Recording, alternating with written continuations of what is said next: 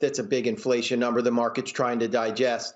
It's all going to come down to this rise in rates, the pace that we've had. It's just been massive. It wasn't long ago that we were talking about a 10-year less than 0.75%, and now we're approaching over 2%. So this is an interest rate fear, growth stock takedown that we expect will continue. Rocky volatility, uncertain markets. They're here to stay for several months, and I think investors absolutely need to have patience in an environment like this. Rising interest rates are not a friend to stocks when they're this rapid. One point is the stock market can handle rise in rates, but usually those rate rises would be more steady. It's the rapid rise here that's of concern. It's the inflation shock value that's a concern. And until things calm down, we think stocks follow suit. Really quick, Mark, I want to correct myself. It was actually St. Louis Fed President James Bullard that called for accelerating rate hikes, a full percentage point increase by the start of July. When we talk about those three inputs right there, 10-year hikes and also inflation, which one do you think has the biggest impact on the markets today?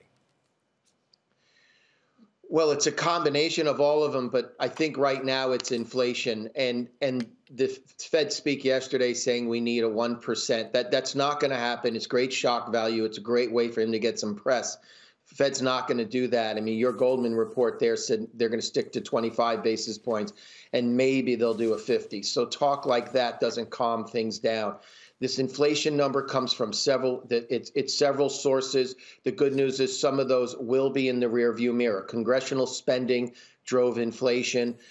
Easy Fed policy drove inflation. Those are in the rearview mirror. Higher oil prices are driving inflation. Higher oil prices will work themselves out as more production comes online. And it's the supply shock that we're dealing with, and that will be in the rearview mirror. So if investors are patient and look through this into the second half of this year, I think we'll see that inflation, while not transitory, as Powell was saying all those months, it will lessen, it will subside, and that should give investors, long-term investors, more optimism. So I know you aren't pro-value or growth. You say it makes sense to have a combination of both. When we look at the closes yesterday, I was pretty perplexed myself. You see Nike down 1%. You see Zoom down about 2%. Then you see a stock like Rivian, which is one of those high-growth stocks, down fractionally. And then you see a company like Thor, the biggest RV maker in the country, down about 3%. I'm trying to figure out, where do investors really see the risk? A company like Thor, for example, has very stable revenues, and it's actually grown its customer base, while Rivian should have been hit by that high interest rate. Well, I don't follow Rivian exactly, although I understand they have a great product, and maybe there's some company-specific news. I think the reason people should be in both growth and value right now is you want some dividends to counter inflation. You want core investments, companies that are going to benefit from a growing economy, but you also want to keep your eye.